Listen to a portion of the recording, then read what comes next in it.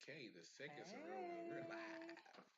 happy Sunday afternoon. This is Quantel and Jamaica Carter Hey. bringing you Where Are We Going? Where are we going this week? We're excited to get into that with you.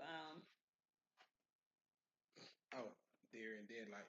Exactly. Uh, as she said, this is the Where Are We Going show.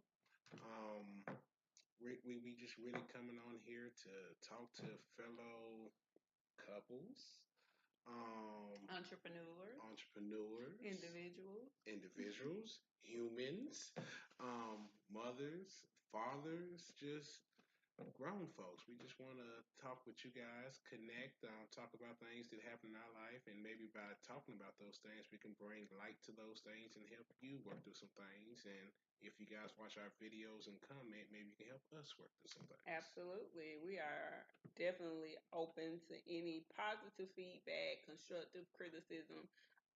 We do not consider ourselves experts. We are living life and trying to live it in the best way. So, we all give and take and learn from each other. This week, I mentioned a pretty interesting topic to my husband that Okay. we should bring up or talk about this week. I have no idea what that was. See, that's something we'll have to talk about on another show. But anyway, I listen I and we talk I a work with lot. a lot of people and I interact with a lot of people and I know that how we are raised, the type of things that are put into us by our parents make a big impact on the decisions we make as adults, professionals, as everything. So today is the differences in our upbringings and how that impacts our household today. Because we got two separate backgrounds, two separate upbringings, but we got one household we got to take care of. So, She claims I'm a little nutty, so I'm so gonna for leave it those at of that. you that aren't familiar with us, I was born. Well, I was born. Well, this is going to be a bio. Let's do it then. No,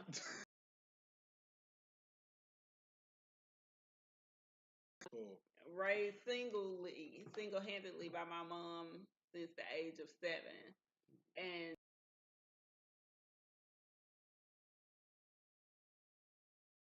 person. So it was a bit of a struggle. So low income, single parent household. Um, I wouldn't say it was definitely not the projects or anything, but the hood.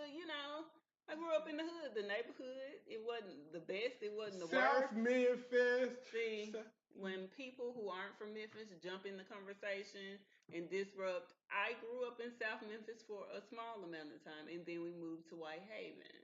So don't let him, because all he know is South Memphis because he heard it on the song. But that was my upbringing. What was your upbringing, Quantel? I think South Memphis just came out just to peek his head out a little bit. I am the middle child. There was four of us. Both of my parents were together until my dad passed. I'm a And Navy when did he brat. pass? A while ago. I don't know. He passed since you Two. were an adult. That's what I was trying to get to. So he was lucky enough to grow up with both parents in the household. So 2014, I believe it Yes. was. We're in 2018, and for those of you watching this, so my whole entire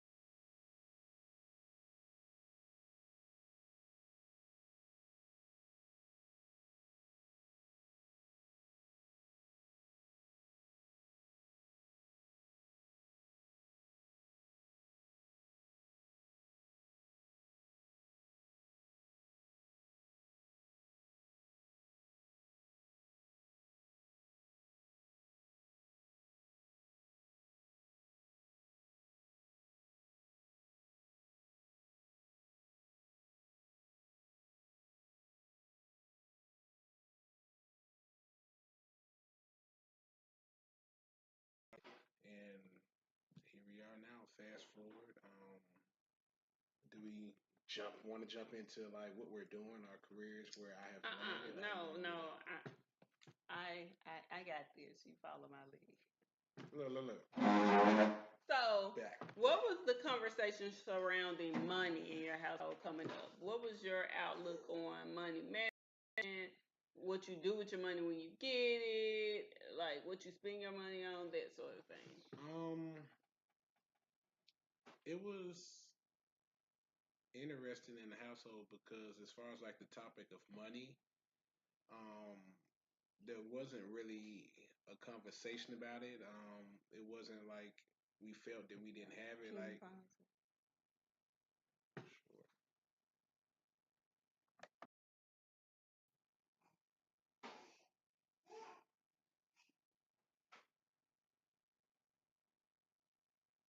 Would you like to ask me something? You could finish your thought.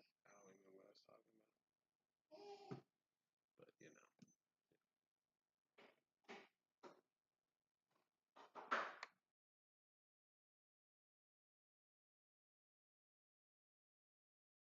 With it. Hello, hello. Um, the relationship with money in my house coming up, I don't think it was a scenario where we really thought about it much because I guess all of our basic necessities and needs were being met. So those were being met, and then when we asked for different toys and gifts, we got most of them. So I would say that it was a great upcoming. I really don't have a lot of bad things, and if there were any money struggles, they were not made evident or present to us, the kids, at that level. Okay, as far as my household is concerned, I made sure to provide me with the stuff I needed and wanted, but I don't know how. I do not know how she made those ends meet, but she did it. She at a very young age taught me about money. Like, I'm giving you your allowance. These are your options of what to do with your money. Save your money. Um, she taught me about paying bills as early as me getting my first job and putting money to the side and budgeting. So when I first became on, it wasn't a shocker to me managing bills and stuff because she had given me pieces of it along the way. And I was quite opposite of most people, afraid of not having it. And like I said, my mom didn't have a lot of money and she made it happen. So it's not like we were ever homeless or anything, but for me, there was just always a fear not having enough as a young adult. So I would hold on to my money really tightly, and my mama would have to say, "Hey, you're being weird. Chill out. You're gonna make money. You know, as long as you're budgeting and taking care of the things you need, it's okay to have a healthy relationship with money and spending it, because if you're holding on to it, you can't even receive more." So that's kind of how money played my me becoming an adult and having a idea of what to do financially. So, what about love? What did your parents or your home life teach you about love? Um, hmm. Don't you get nobody pregnant, bro. That sounds like Mama Don't Carter. you get one of these little nappy headed. But I think that love was just like one of those things that was kind of displayed and showed more than it was spoken or talked about. The big deals on anniversaries, the big deals on Christmas. Um, I guess during the summertime, I used to take a lot of trips. We would stay at our grandmother's house for a large chunk of the summer, and they would be together doing something fun. Don't know what that is. Maybe I should have a I conversation know they was as an adult. kicking Like it. the whole Just summer, though, what kick y'all got to it. do the whole summer. Just kick But it. so I think that love was very strongly displayed at the Carter house. Very strongly. Also another stage, love comes in a lot of different ways. You have like the love towards a sibling, you have Mhm. love towards somebody you're attracted to, but it's Mhm. different levels. But at our house, it was a requirement to love and treat your brother and sister on a certain level. If you did not, Uh-oh. you would probably get a nice ass whooping. Mm-hmm. And if you were to be in a situation, there were four of us, so it was a little tribe, and somebody was mistreating one of your siblings and you didn't step up, you didn't represent, you didn't tell them the Carter's in the building, that was gonna get you grounded or spanked or whooped too. So it was a requirement at the Carter house to display love. And a little younger, you might not have understood why the hell was that to be with this person? Why not to be around this one? It was kind of forced upon you, but as you grew up and started to see how the world works and see things, you greatly appreciated that required bond. It wasn't optional to participate to help your little brother. It wasn't optional to keep an eye and watch out for your little brother, make sure they're not getting in trouble. It was a requirement, not a if I want to, of how I'm feeling. I'm not liking them right now, but you still had to know you had to love through that. Okay, for me, love was very present, a big part of my life. Okay, so initially when we moved to Memphis, my mom and I lived with my aunt. And so it was it takes a village situation. A lot of my family felt bad that my parents' relationship fell apart and the circumstances upon which their relationship fell and me being involved. So everybody I feel like overcompensated. I wouldn't suggest you do that at home. But like any little thing I did, they threw a party about it. Mika made all B's. We're throwing a party. Mika did this. Oh, let's throw a party. Christmas, they made sure Mika was I mean, um, when I was about 12, my mom and my uncle, her older brother, bought a house together. And so again, it was a village type of situation there too. I grew up with my uncle being more of my father figure. As far as romantic love, because my mom was single, she didn't really date a lot of people. Like I didn't count on my hand how many people she dated after her and my dad divorced, and that was probably like right after they divorced in relation to time. Like here recently, I can't really think of too many people, but I didn't really see a lot of romantic love. Of course, I had aunts and uncles who were married, but that wasn't in my day to day life. And something I learned about myself as an adult was revelation. And I implore you to be honest with yourself and come to some serious revelations. I learned that I didn't respect men because Wait a minute, hold up. in my life, women made it happen. When I needed something, my mama handled it. My auntie stepped up and handled it. I didn't have a lot of. I had some men, but men weren't the the example of strength in my life. I'll say that. And so I had a friend bring it to my attention one day, and this was years ago. I probably was like 25. She was like, "Why is it that if a woman comes at you the wrong way and says something out of line with you, you're kind of hesitant to respond. You're careful with your words and stuff. But if a man says something remotely out the way, like you rip his head off, like you go for the juggler." And I was like, "Dang." The juggler? I do that. And so it made me look within myself and say, hey, the reason you are like that with men and not women is this. What can we do to fix it? Because even at that age, I knew that I wanted to be married one day. And I was like, I certainly can't be married and be that way. So you so still. So I started to do the work within myself to repair that. But if I would have never been honest with myself about it, then I would be in a completely different situation now. And then, Q made some really good points in relation to his relationship with his siblings and how they played out. With me being the only child, of course, that was different.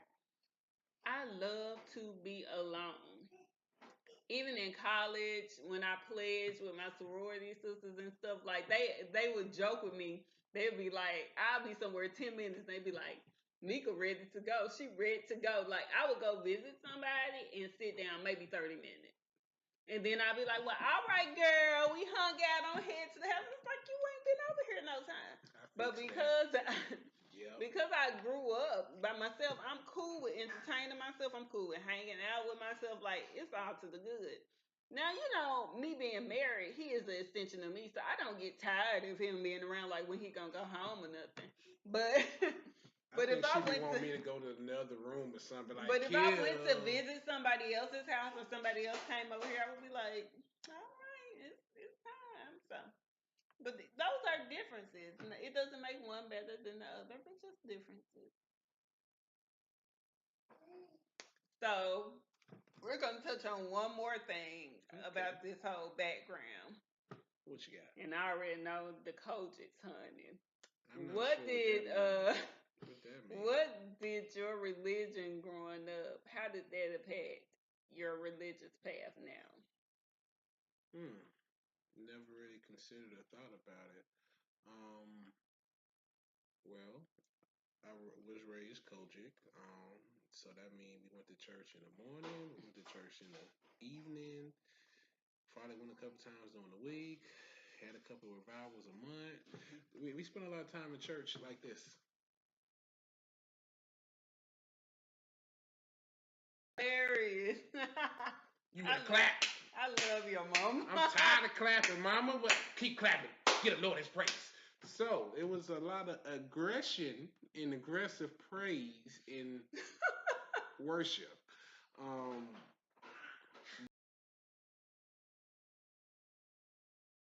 it's just in me. So it's a little interesting to me because a lot of people are like, you're a good dude, but like I don't know any other way to be because I have values that have been deeply rooted on treating people how you want to be treated. Some of those things that are kind of cliche that people take for granted, but yeah, those are like things that I believe in.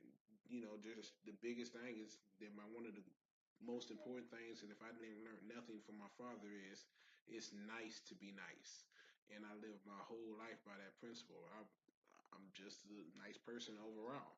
Now, some people do try to overstep and overdo that, and they take my niceness for weakness. Then we have to show them a whole nother. I only got two cheeks, and I'm done. So I don't know.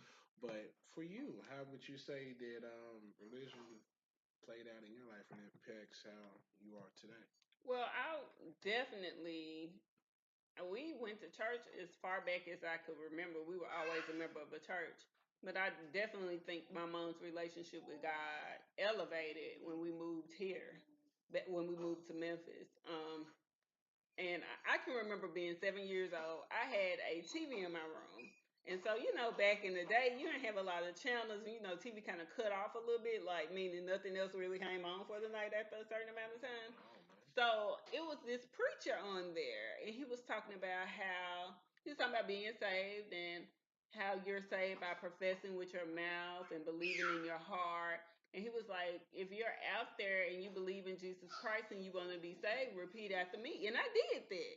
And at that point in my mind, I was like, I'm saved. But I never told the adult that, but I had been going to church. I knew what it meant. My mom read, the Bible to me. We would do lessons and stuff. So I was like, yeah, I'm about that life. I'm saved. So when we moved to Memphis, when I was about 10 years old, I officially got baptized. And I mentioned that story to my mom that I was in the bed that night and I repeated after the preacher. And she was like, Mika, why didn't you tell me? I didn't know. And all this. I was like, it ain't had nothing to do with you. That was me and God. But Won't he do it? but yeah, religion then was a big part of my life, and it is now. I have a bigger and better understanding. I grew up Baptist. Now I feel like I'm non-denominational. Like I'll go to any Christian type of church with any denomination because I don't. I feel like the denominations separate us in ways that don't even matter.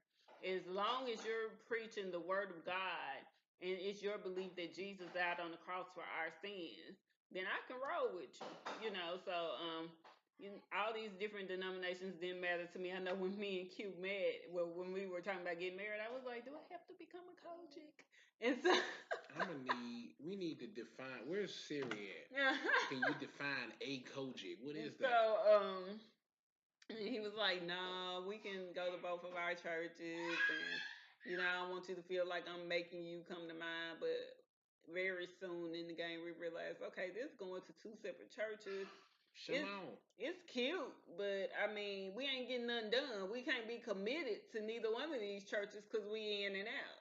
So we decided to come together and choose a church, and I appreciate that about both of our backgrounds. Religion and spirituality was very important to our parents, and also very important to us for us to instill into our children. This is true. So I really hope that this sparked a conversation in your mind.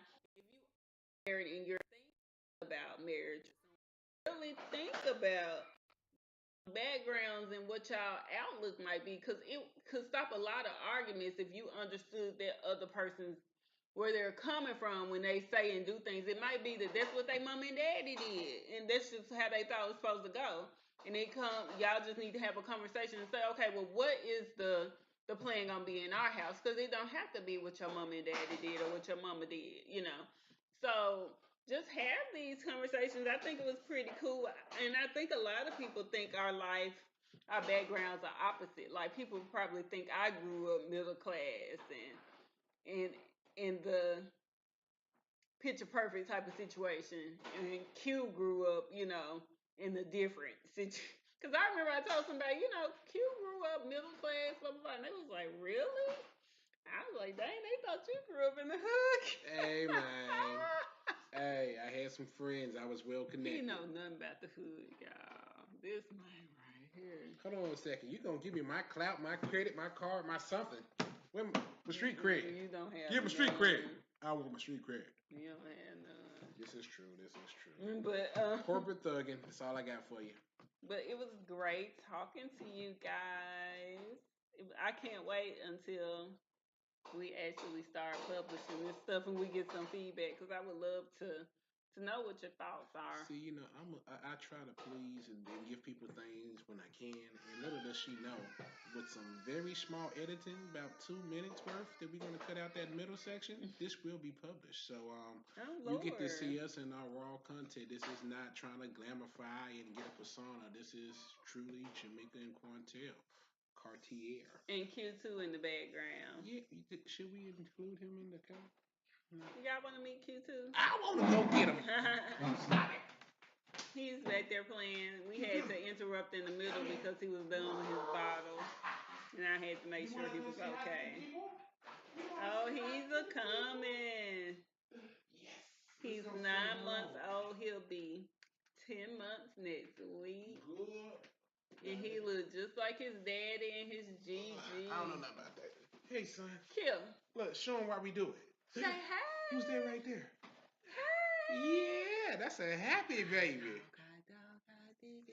Hot dog. Yeah. Hot dog. Yeah. Hot dog. Well, everybody, this is the Carter family. We're smell like daddy is about to change a poopy diaper, because I smell the blessings in which God has given him. He said you're telling his business. You guys have a great evening, week, morning, noon, whenever and wherever you are watching this. And you do stink. This is who we're doing it for. So if you're doing it for your little fella too, maybe we can relate, connect, and give each other pointers on how to make things better. Bye. Toodaloo. South Memphis. No.